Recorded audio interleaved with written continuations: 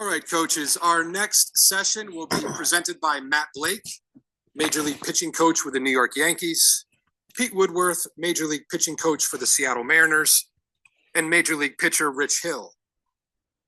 Their topic will be what pitchers need to know about excelling at the next level. This session will be moderated by Wayne Mazzoni, recruiting expert and former Division I pitching coach. Please.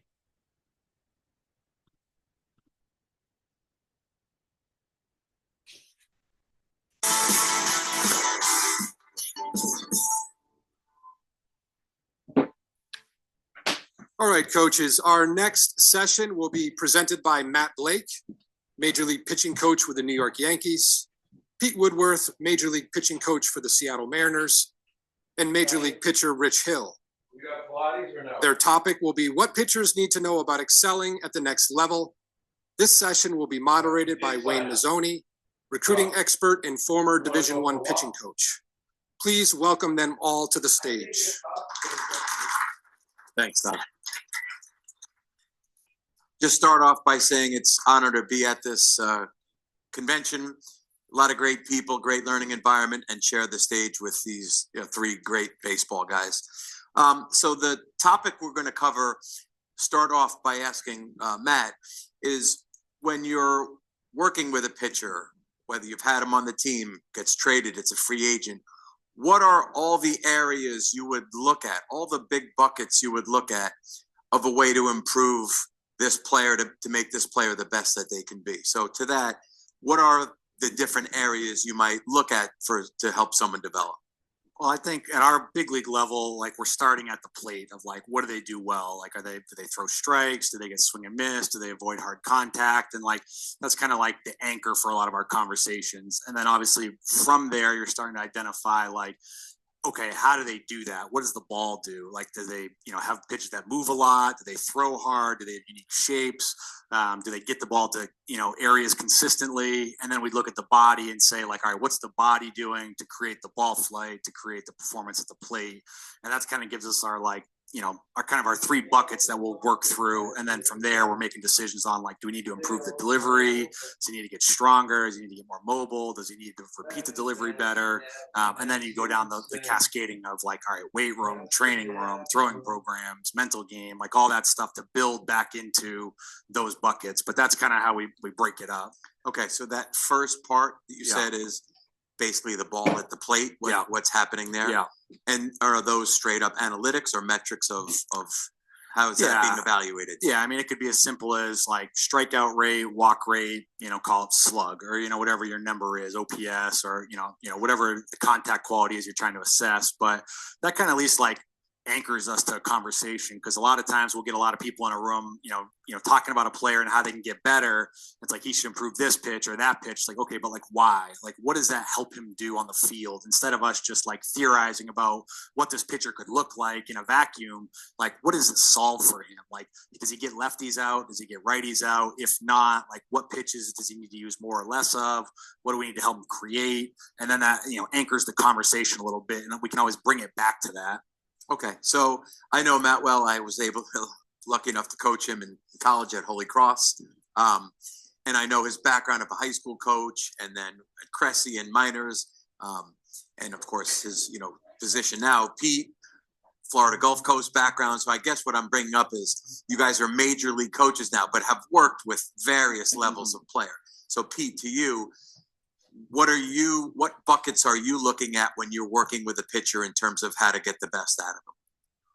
Keep talking. I'm still. There you go. He's turning it up. We're getting going. No, Matt killed it. It's a good idea. Start at the plate. What does this guy do?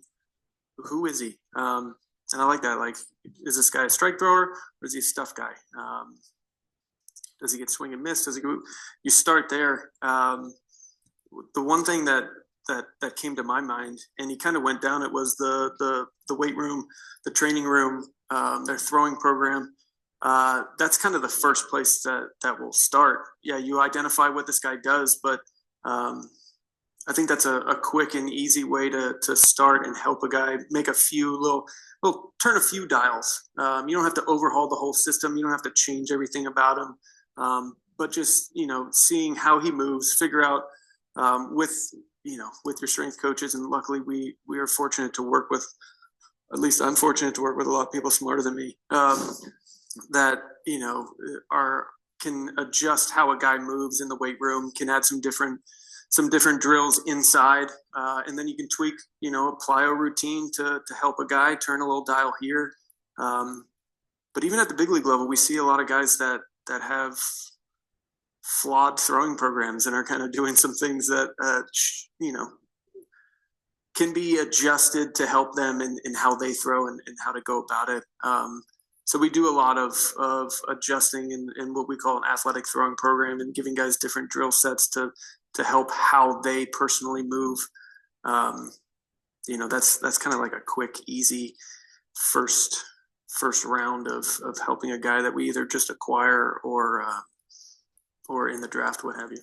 Pete, can I just follow up that with one thing before I get to Rich too? And I know you had one add to that, which is that assessment from, say, the body standpoint solely done by the strength and conditioning staff in conjunction with pitching people, or does that you get turned over and they take them through an assessment from the standpoint of their body? Does that fall under your purview as well? Yeah, I'm not watching the assessment, but we have, like I said, we have a lot smarter people than me that are doing the assessments, and then getting together and collaborating as a group with the strength coaches, the trainers, and then our pitching group to figure out what the best path is for this guy in those arenas. So no, I am not doing the assessment. Right. It's always funny when we cross paths with Pete because he talks about the throwing program when he's out there warming up with the starter every night. It's like Bryce Miller's going out 300 feet. I'm like, dang, Pete, again?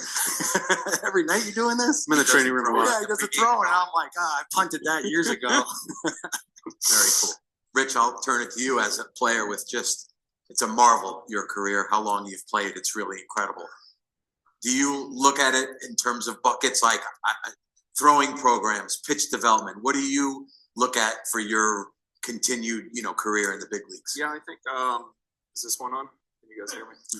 All right. So, I mean, these guys really hit a lot of great points, and from the pitching, the player side of it, really for me is coming into an organization and having a really kind of comprehensive program that's in place from that organization, but also them knowing that I'm coming in with a program. Like I know myself really, really well at this point.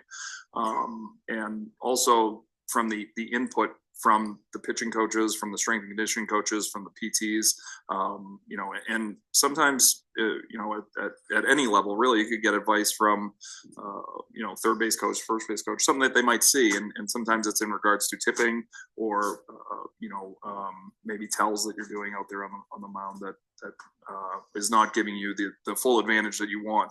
But coming into an organization, yeah, definitely, for me, my routine hasn't changed in 10 years as far as like when I lift, when I throw my bullpen, when I do my upper body, when I, what my day 4 looks like, what my day 3, and then, ready to go on day 5 and all the way, working backwards, how that has been very clean for me over the last,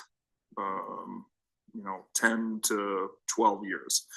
Before that, didn't really, and this is going back to from 2002 to 2008 to 2008 off season of 2008 is when I was introduced to a total body functional full workout program to kind of do on my own in the off season, be able to carry that over into the regular season, and then keep taking pieces of that with me and putting it together. And as an industry as a whole, everything has been amazing as far as getting strength and conditioning, physical therapy, shoulder programs, the analytical analysis, being able to just put all these things in order for pitchers to get better. The one thing that I always go back to is the mental side of the game, and being able to master that and continue to work on that, because at that level, and when you're playing in that environment and under that heat, you have to have that that mindset and that edge that we all hear about. And I think being able to put that in something that's really valuable. But hearing, coming into an organization and getting, talking with the pitching coach, they already know what you're all about and what they're getting. So when you can collaborate together and I'm always looking for little ways to get a little bit better, because at that level, if you can get 1% better, that's like, getting better 50% in high school. And I feel like too, one thing you hit on, that's like, we talk about what happens at the plate and that's important, but like sitting down with the player and figuring out like what they know about themselves and like what's important to them and like what's their identity, what do they think makes them a big leaguer. So if like you came to Rich and you'd be like, yeah, it'd be great if you threw harder, but like you also have one of the best breaking balls in the league, so like let's stay focused on that. So it's like not trying to do too many things and get away from like what makes them really good. Rich, do you find, that guys come to you because you've been doing it a long time and you have this routine that you're settled with? The guys tap into you for your experience, whether it's mental game or just your routine in general. The guys lean on you for that? Yeah, I've seen that probably from 2015 now on, and even before that in 2010, I was very fortunate to meet with Bob Tewksbury, who was working with the Boston Red Sox at the time, and really introduced me to a wider, I don't want to say a wider, maybe a more precise version of the mental game and understanding what direction I was going in as a player, and also what I needed to bring out there on the mound to be the ultimate competitor. So I think that's something that made a change at that point in my career. But I also saw that a little bit because players started noticing the difference, right? They're like, oh, something's different. What does he do? Stuff isn't any different, but the quality of it, the finish, the aggressiveness, the competitiveness that's out there is something that, can be taught, and guys come and they ask and they say, I'm an open book, so I want to help players get to their potential, and in that, as your teammate, it's also going to benefit the team. And you see these guys go off and he spoke here. I don't know if people remember, he spoke here 4 or 5 years ago, and it was really, really an excellent presentation on the mental appreciate game. it. Yeah, it was really great. Question to either one of the pitching coaches: if you were in a high school coaching job, head coach, pitching coach, college coaching job, what would be the first or couple of things you would do? Here you are, here's your 6, 7, 8 pitchers in high school, or your 15 in college. How would you go about, building a program or assessing what you have and how to make them better? First thing that came to my mind was variability. I coached at Nova Southeastern and Florida Gulf Coast, and I coached the way I was coached, and everything was structured, and everybody had the same amount of distance and the same amount of throws. They were all one pitcher. And if I could go back and do it again, I would add more variability, and I would be more individualized, and not just bucket everybody together. That was the first thing that popped into my head. A little bit more variability training, less structure, more fun. Okay, good. I feel like too, like when I coached in high school, it was with Kirk Fredericks at Lincoln Sudbury, and like if you have 18 to 20 guys in your team, like not letting it be 3 to 5 guys that pitch, like trying to make it 8 to 10, closer to 11 or 12. Like the more guys you can get on the mound, the more options you have, the more depth you have. Like a lot of times these high school teams aren't going to win or lose because of their first 2, pitchers. It's going to be the, 5, 6, 7. So giving them more opportunities in games when you're either up or down to get them some development repetitions. Cause I feel like obviously your main guys are going to pitch the bulk of the innings, but like filling in those gaps and trying to find roles for guys. Cause at the end of the year, it's like, it's going to come down to who's got the most, bullets to get through a tournament. So whether it's individual development we're talking about or team development, like trying to find ways to create more roles for guys is going to keep them healthy too. Yeah, absolutely. Makes sense. All right, let's get into a little bit of like the nitty gritty on a few of these things. Mechanics, delivery. In your roles, start as pitching coaches, how much mechanical coaching, video breakdown during the season, off season with free agents? Is the coaching of mechanics and the delivery a large part of the job, or not at your level? I would say I do less coaching of the delivery now than I've ever done. Just I feel like it's more like maintaining and fine tuning of guys' deliveries and like identifying like what is it that allows them to be a big leaguer and stay on the field healthy and create nasty stuff and throw it over the plate. And then from there, try and hone in on like the big rocks for them. And if we're like just in a vacuum saying like, all right, how do they brace their lead leg? Like what's their torso look like at landing? Like how do they rotate to release? Like some of like the big things you might look at, but like not trying to make anybody look like the other guys, more like let's find the best version of what like Garrett Cole looks like, the best version of Carlos Rodon looks like might not be in this year, might be from 21 or 22, and say like, this is when the best stuff was coming out of your hand. Like, how do we get back to this, assuming, you still are physically capable of doing that? And Rich, do you, for your own, during the course of a season, are you reviewing video of yourself, breaking down mechanics, or is that the last? Yeah, I'm not a big video watching of myself. I like to watch the hitters. So I'm going to go and watch the hitters' tendencies, see what the hitters are, how they move in the box, how their hips move. It's a little bit, and you're talking to me at 44 as opposed to 27, where this would be, a totally different language right now. So some of that stuff, like being able to take guys into the video room and tell them like, okay, let's watch video together. I'll do that. I'll take guys in and be like, this is why it's important. This is what I'm looking at. What do you see?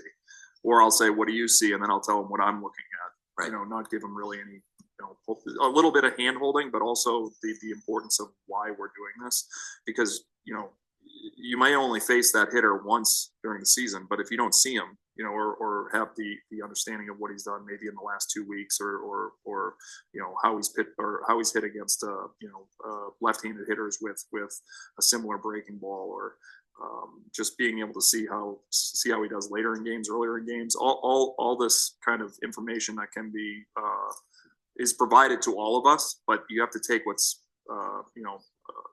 most applicable to you as a pitcher, and knowing what's best for you. So no on the mechanics, but yes to the mechanics with the pitching coaches when I say, hey, I'm having, what is going on?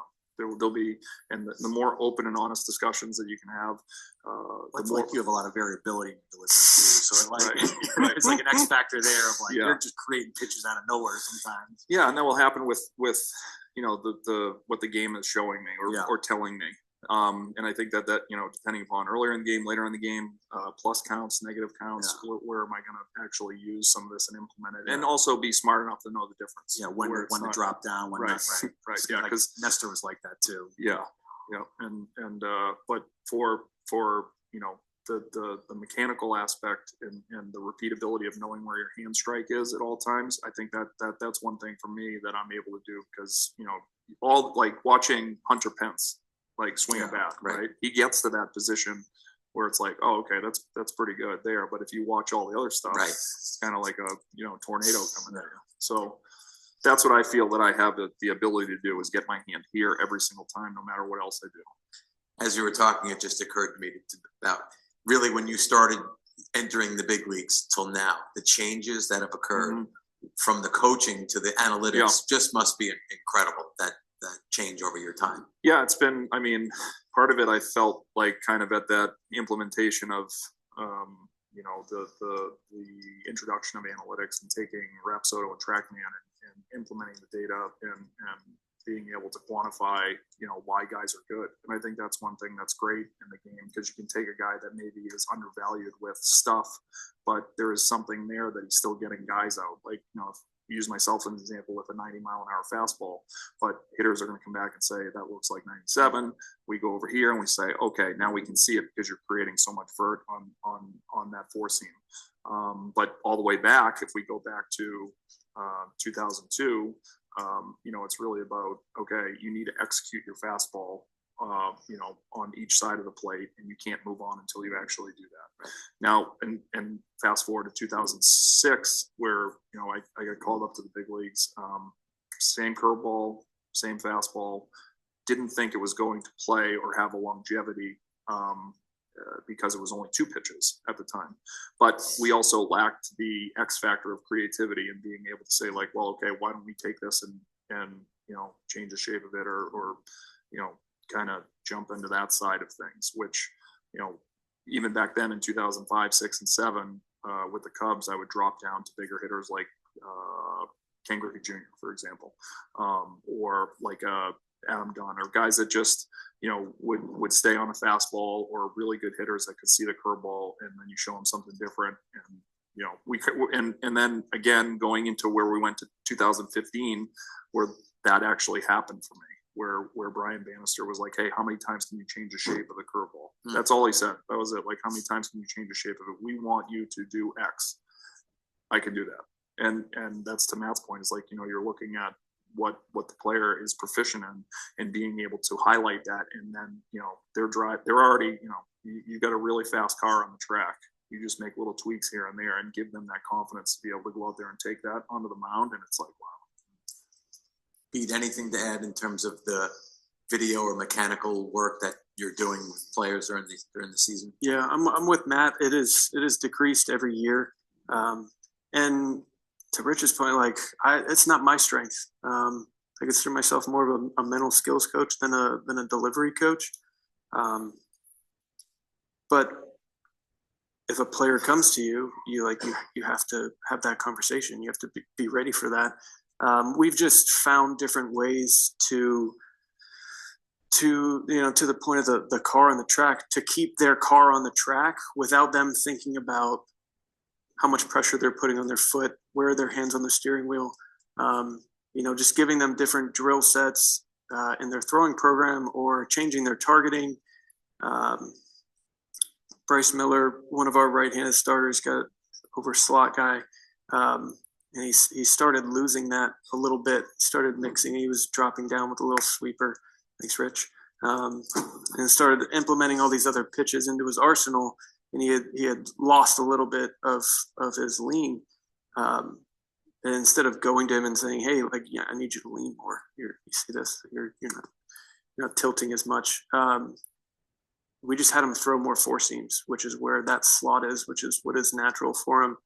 In throwing program and in bullpens, just added a couple more of that, and it's fixed itself. I know it's not always that easy, but I think that's what I gravitate towards, because I'm not the mechanics guru. Is I'm going to find ways to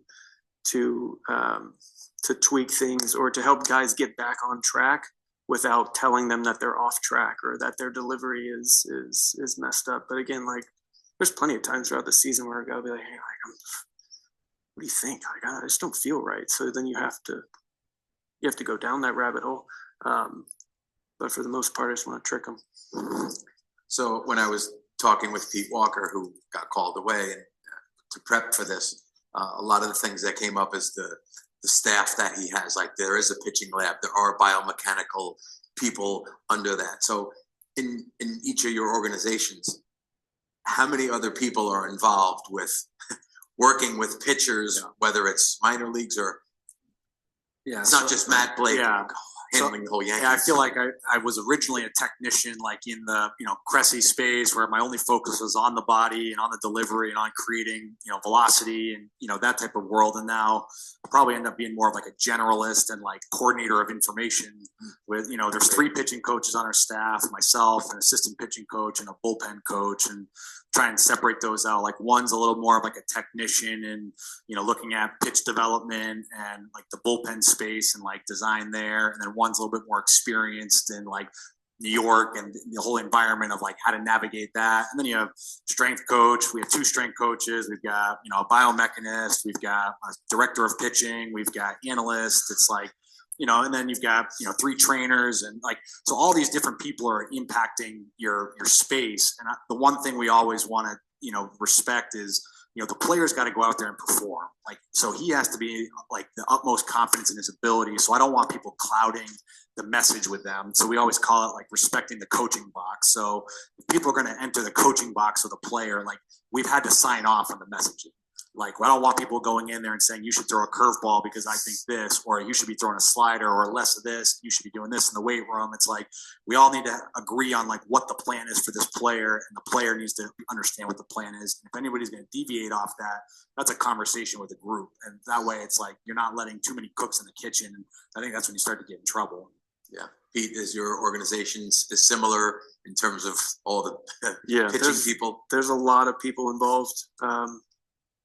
Strength coaches, and I think we call it the high performance group, our strength coaches and our trainers. have the most impact on our guys.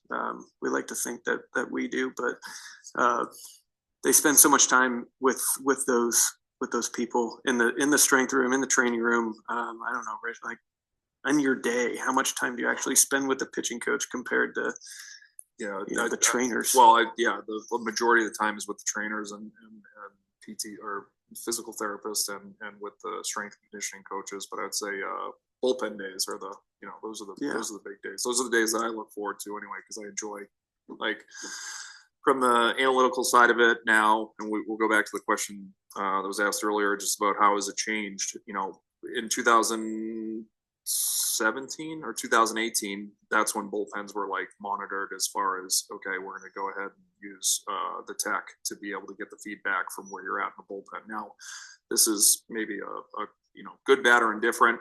I think it has promoted a lot of really good things, but I also see it as like, where are we going to go with like not trying to max out bullpens? I see guys throwing bullpens and they're like, oh, I got to get this, I got to get this spin, or I got to get, to this point on a breaking ball that we're missing the mark. We're shooting for something else as opposed to quality instead of, or execution over maybe velocity and just nasty stuff.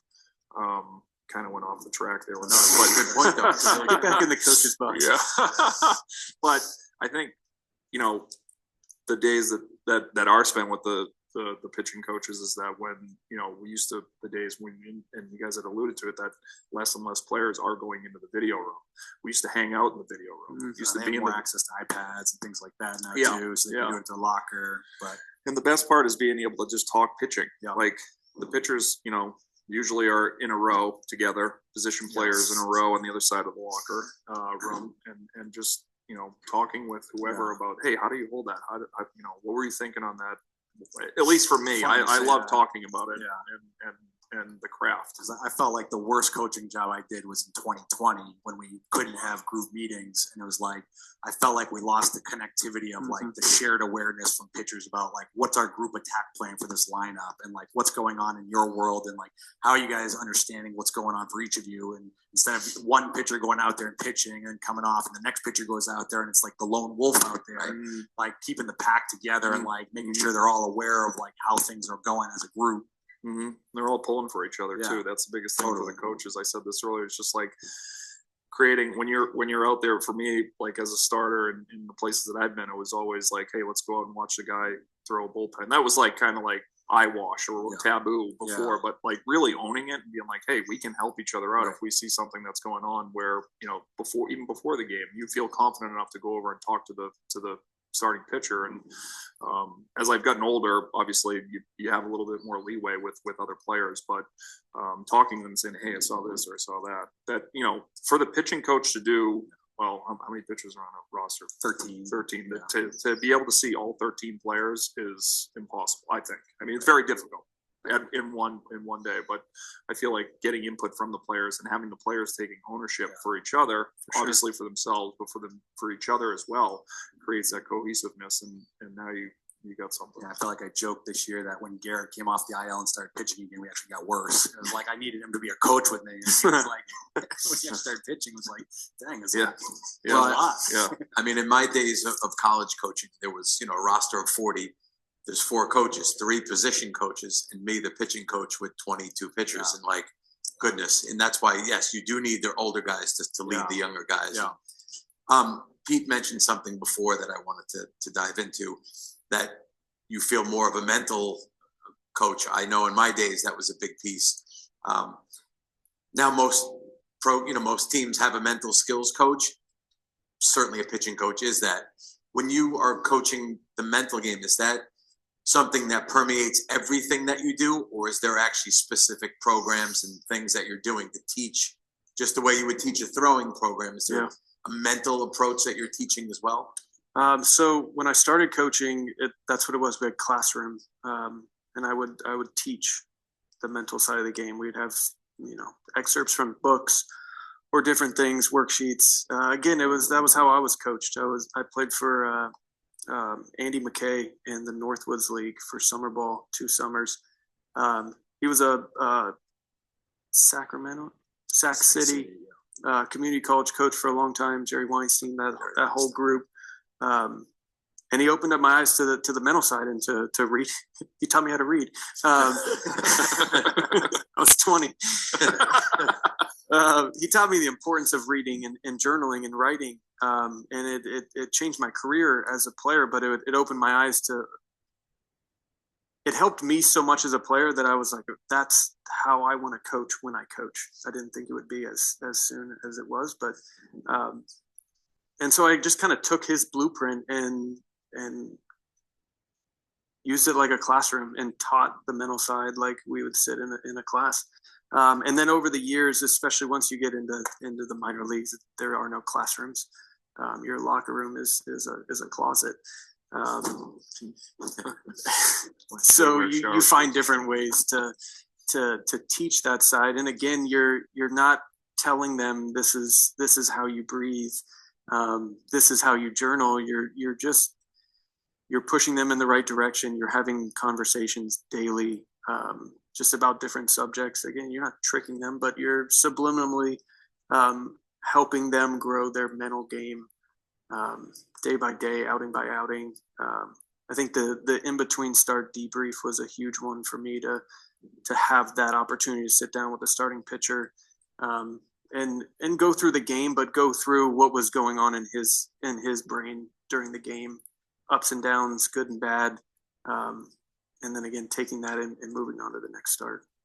Can you just add to that? Explain that debrief. Was that you two sitting and watching a game or just talking or filling out some information? Can you explain that a little further? Yeah, like where we've evolved to now, we have a platform, we call it our pitching portal, that has their last start. Every piece of information you want from that last start. But going through and again, picking out with that guy, what's important to Logan Gilbert, what's important to George Kirby. If anybody saw an hour ago, like we start with the 0-0s and 1-1s, like, did you pitch ahead in the count? If not, the meeting's over. Like that's why you lost. Good meeting. And you go down any rabbit hole. You probably have these guys. Yeah. Logan Gilbert wants to turn over every stone in between the starts. So it's just an opportunity for him to debrief. I just sit back and he goes through some pitches. He looks at some things. Hey, what do you think about this? And he gets to talk, he gets to speak, and then we can, there's times where you go through at bats, you bring it up on the TV and talk about some things. But really it's just an opportunity for that player to lay down on the couch and have a therapy session every 5 days. Yeah, well, I feel like that's a big change we made the last probably 2 years is adding the after action review, which is essentially what you're talking about on day 2 after. So like give them space for the first day to come in whenever they want, go through their prep routine or like recovery routine. And then the second day, usually identifying like what went well, what didn't go well, what's our plan for this week. And it gives them a forum to vent, to talk, like what we called, didn't like what's our plan, like did it work, did it not work, and I think that's created like a more systematic way to give them feedback on like, when we did something we didn't like, now there's like an actual system to give that feedback instead of like, hey, it didn't go well, so I'm just going to go to you today, but when you pitched well, I didn't talk to you. Like this is, rather than like, it's always reactionary. It's like we're just setting the system up so that it gives us a forum to give the feedback and not make it too big of a thing. Starters and relievers.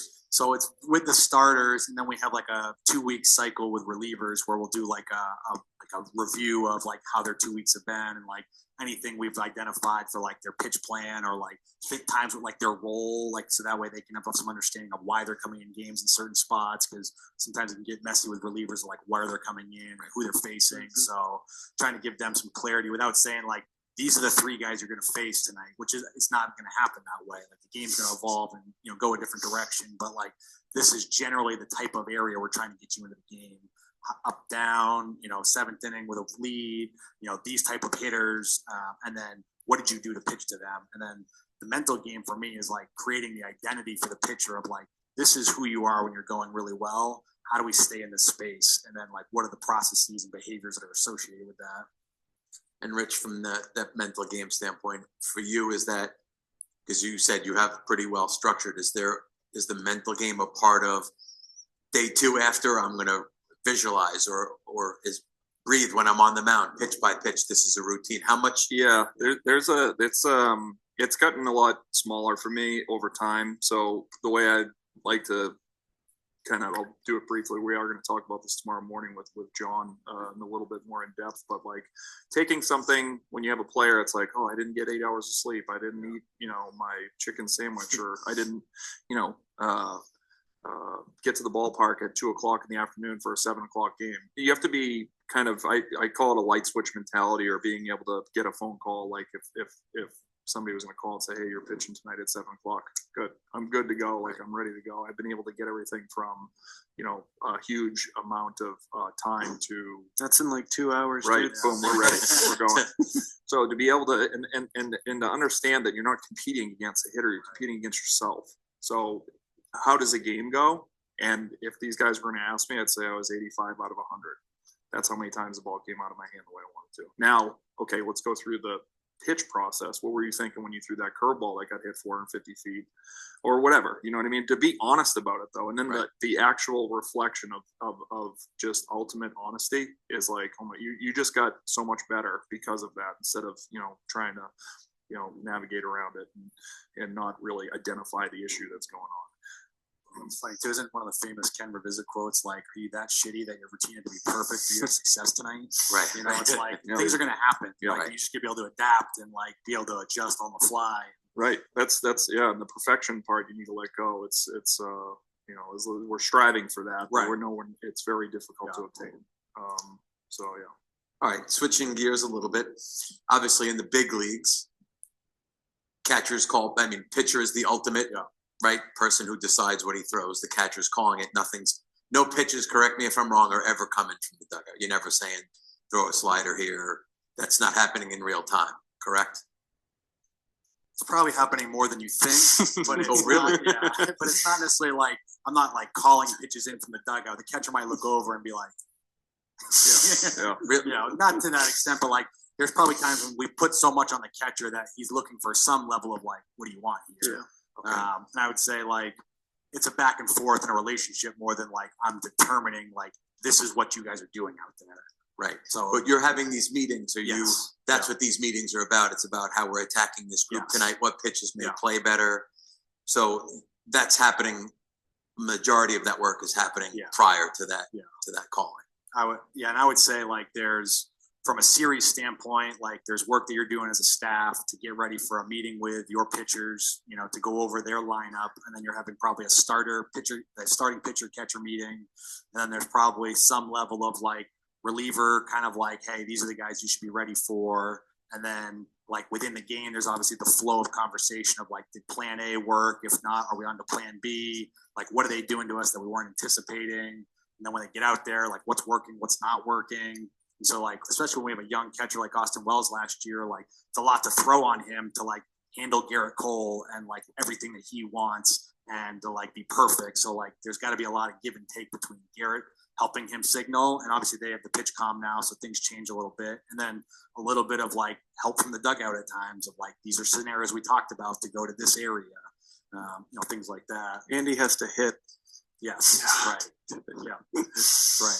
Is there, anything, even just take free agency or a trade, where you've reviewed this person's repertoire and the use of their repertoire and say, hey, if we get this guy and we use this pitch more, we can get that? Is there any of that type of work? Yeah, I feel like we've had a lot of success the last few years with relievers in particular, like just leaning into some of their strengths and like, what's the identity of this guy? Like, is he doing it enough? Like, does he know it's his strength? Like, Clay Holmes is the one that sticks out for us a few years ago, where it's like he was throwing like a sinker and a slider. And, I think he might even been throwing a little bit of a four seam and a curveball. And it's like, dude, you've got an outlier sinker. Like, you need to throw this over the plate. Right.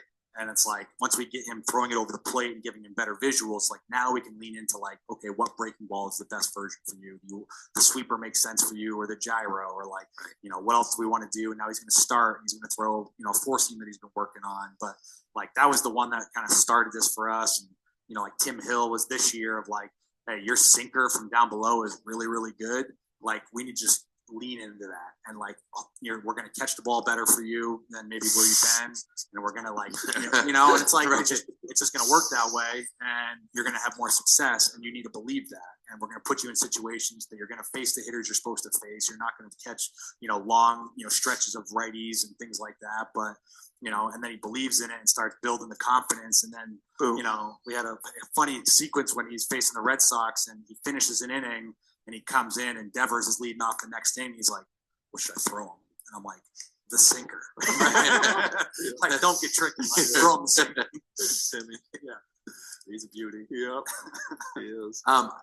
In the last 5 years or so, I see the catchers wearing what appears to be a scouting report. Is that basically what's in there as a way to look what you've basically gone over in meetings? I feel like, that's the identity. That's the idea of it. But the pitch clock's taking that away for the most part. Like, there's really not a lot of time. Like, maybe right before the batter comes up, the quick overview of like maybe what the intended targets are, things like that. But between pitches, it's kind of disappeared. No, I have seen it more of after a guy flies out, he looks and then yes. Yeah, I don't know if you guys before the clock. They were reading a short story in there.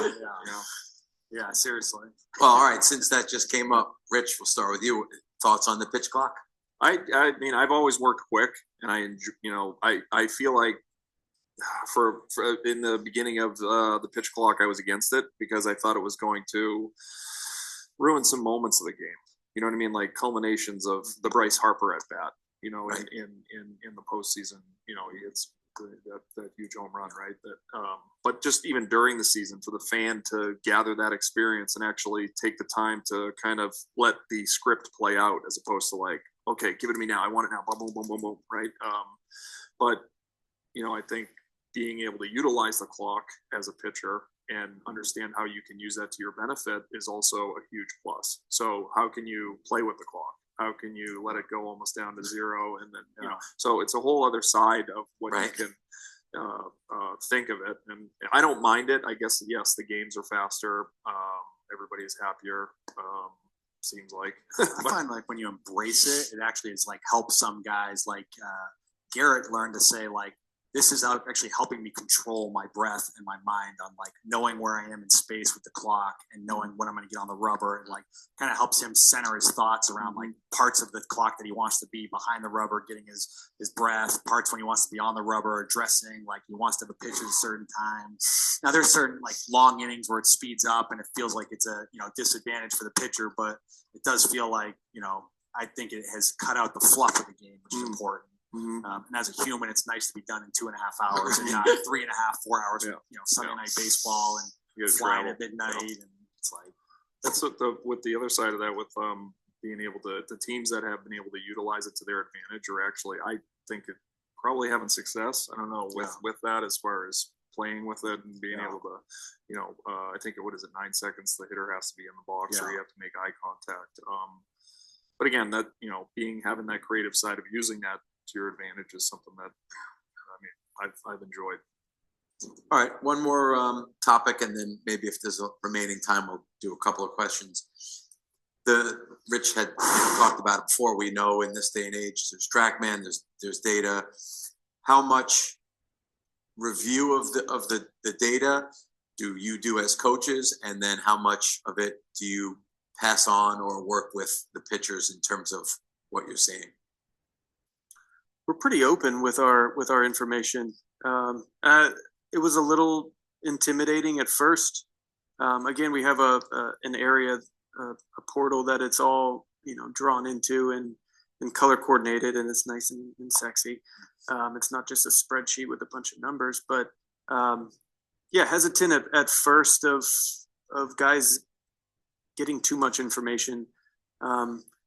But then as players evolve, and I keep coming back to like Gilbert and Kirby, these guys who we drafted and have been in a part of our system and have heard these terms and have been given this information, since they put on the uniform, 5-6 years ago. It's nothing to them, just like it's nothing to us. It's just daily information. So it's figuring out who can digest it. But luckily for us, we have a lot of young, smart, intelligent, hungry guys that if we don't give it to them, they'll find it somewhere else. So it's better to have them under your roof than out. I feel like that's the important part too. It's like guys are hungry for it now, and it's like if you don't give it to them, they're gonna find it somewhere. So it's like you can help control the narrative of like what you think is important, color code it, so they know like their eyes are trained to a certain area, and then it's like we're having conversations about the things that we value. And so that way they're not going, and there's a lot of times they do have like a private coach or a facility or an uncle that they want to go to. It's just making sure you're all partnered on like what the important things are when we're going to review like your outing or your performance and why you're pitching in certain spots. Well, in that regard, even with the off seasons and stuff, these guys probably go play. Yeah. You know, you're involved in whatever they're doing, you're aware of and tracking. Yeah, and that's grown a lot over the last, probably 7-8 years, really, like the advent of the private sector and, the Cressies, Treads, drive lines, right. The ranches, like, Yes. all these spaces, have good coaches that are like impacting the players because they have, technology and data. And they have probably more time in the off season to work with some of these guys. And you need a break sometimes from like, you've been with them for the grind of a season. Like, it's probably better they hear someone else's voice. Yeah, they want a break from you. Yeah, exactly. They definitely need a break from me. So it's like, go get them. I think important, like, let's have a meeting about like, what are they working on with you? Right. So that like, when we come back in the spring, like we're all focused on the right things. And that's the most important thing. For sure. I'm going to put Matt on the spot. We were talking privately there before, and he talked about Max Fried and being involved with his signing, etc. You had mentioned, what did you had said about him in terms of his understanding or his exposure to some of these? Yeah, and I think, like this kind of comes back to like when you're evaluating players and like you're going to acquire, whether it's through the draft or, free agent signs, trades, things like that, is like, what's the environment they've been in and like, what have they been exposed to? And like, maybe how can you help them? And, just knowing the personnel they have, where he's been, like they just maybe aren't doing some of the more modern things, to the degree that maybe we've opened up on our side. And, it's just the way they've operated and they've had a lot of success with the way they've done it. It's just, that's their strength. And, Max has 8 pitches and kind of knows why, but maybe doesn't totally understand why they do what they do. So it's like being able to like anchor into like, all right, this is the best version of the 2-seam. This is the best version of the curveball. This is the best version. And it might change, like the shape of the curveball might be better to have more sweep versus the lefties. And how do we create that? Right. And, those type of things, and a little more like detailed like data, to the process, to a guy who has really good feel might help him. That's something we felt strongly about. Excellent. All right, why don't we take a question or two? Is there anyone? Yeah, right here. So, question for Rich. You spoke about feeding off the time clock. You also feed off batter clock. You're like, no, you only got 2 seconds. But this guy can feed rush the box. And I play off of that. And his clock will be actually ready for it. Yeah. So same clock, but yeah. So like as it's going down, or as it's almost we talk about hold times with runners on base. And using that as a pickoff move. So what happens as you hold the ball, the hitter the hitter will start to get off of his, as soon as he gets in there, he's ready to hit. And then as time progresses, everything starts to slow down a little bit more, right? So you're trying to find that sweet spot of where, you can kind of catch the hitter off guard. And going back to the hold times, holding the ball and mixing up the times as you're holding the ball for the runner on first base with the limited amount of throwovers that you have, the idea is that the runner will slowly kind of, sit back on his heels, right? Now, this isn't like an all the time thing. This isn't like, every pitch we're trying to be crazy creative. This is like, where can I sprinkle it in and how can I, again, like I said before, knowing the difference and where to use it. Because if it was like, oh, I'm going to drop down every third pitch or I'm going to do this, it wouldn't be very good. Yes.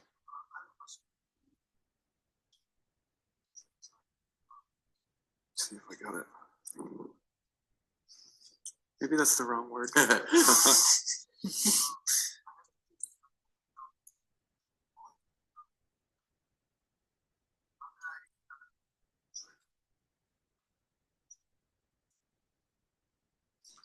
Pete, let me just repeat that for people who didn't hear. He has a pitcher that has all the talent in the world, but he's obsessed on velo. He's asking Pete, how does he help him develop and become a full pitcher, really? Show him that even if you throw 100 and you pitch in bad counts, you're gonna get lit up. I don't know. That's very true. Velo's great. It disrupts, swing decisions. It makes a lot of things better and easier. But you don't need it. Right. You need to be able to command the baseball, to execute quality pitches as often as possible. I think there's a time and place to push the velo button, and there's different ages and ranges for that. But there also has to be a time and place to focus on execution. And what's his velo like? You know? Right. And for his age, it's pretty good, right? So I feel like that's always the hard part of like getting them to identify with like what do they need to be at to have success at their level, and like start to think about like, all right, if you're going to be on the varsity team as a freshman, you don't need to throw 90, but if you have command and you're throwing 80 and you have two pitches you can throw for strikes, like you got a chance, and time will come for them, and there's a space for you to work on velocity. But I think that's the hardest thing for them, is they're in a rush. I'll jump in just to say that age kid all through high school, they are obsessed on velocity because they do know they want to play in college, and they do know 87 takes you a lot further than 80. You might just acknowledge it, but say, listen, you got to still have command, and you got to develop your secondary stuff and your mental game, because there's plenty of guys. I mean, I've seen this. I do a lot of stuff at ATP. It's a place in Stanford, and I see a lot of guys throwing plyo balls into the wall really hard. And then I look 3 weeks into the college season, and they have a 14.5 ERA. So there's a bit of, there's more to Rich can, the poster guy of that. You need a lot to be good as long as that. But if we were all that young, and I'm a freshman and I throw 80, I care about velo too. I think it's hard to deny it, to be honest. The Nationals put that sign up on their pitch, their six pack. It was like, nobody cares how hard you throw ball 4. Right. So it's like, hey, it worked. Yeah, like they got a lot better right, this year. And I think it's that like, sign. what do you value? And like saying, like, if you want to get innings, like this is what you have to do to get time on the mound, and establish some principles as like a group of like what you value, and then like where does that fit? We'll go one last one here. I think we're out of time. So go ahead, sir.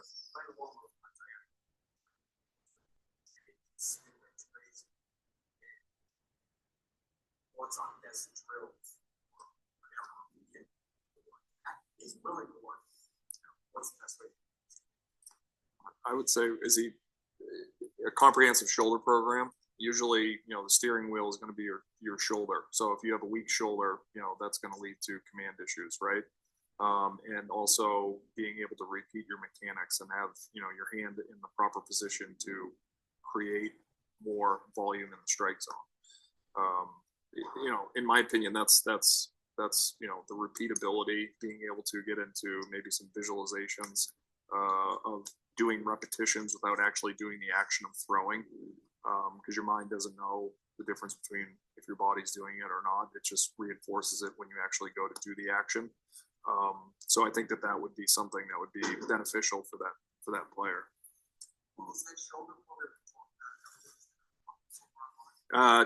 Champion Sports Performance in Waltham.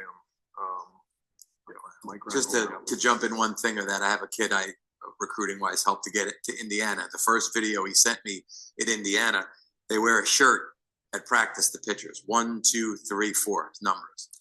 And each day they have to throw it to a number. So every throw they make all the time has to go to a number. So it's an all the time thing, command. So that's what I would It's like it's a mentality that you guys established that allows you to like command the ball better more than anything. To throw it in the zone, but the idea of like, we're just going to target right down the middle and we're going to do that over and over and over again didn't help majority of guys get better at that. It was actually like, he's like moving targets, changing the baseball, like doing a little bit of differential training, variability, like challenge them with different targets, different balls, different mounds, make it as random as possible and have their body figure it out. Great call. Has helped a lot of guys instead of shooting free throws and expecting to be a better NBA shooter. you have to be able to shoot from all over the court. You can't just shoot free throw. It'll make you a better free throw shooter, but it won't make you a better player. I think the velocity is great. It's awesome to see, but there's a lot of like outliers that people are trying to like look at and chase too. That's, you know, I love that pitching is to your player, you know, pitching comes in all shapes and sizes, and it can be, you know, done in many different ways to get that. Continue to put in the work and chase the velocity, but also, you know, put the other, you know, in my opinion, the main plate, and then everything else can kind of be little side dishes for it to continue to get better. I love the strive to get better, but are we shooting for, you know, the purpose of pitching, not throwing? So what's velo, like a mac and cheese, or is it like a dessert? Nice ribeye. All right, we'll end it there. Thank you guys so much for attending. We appreciate it. Thank you.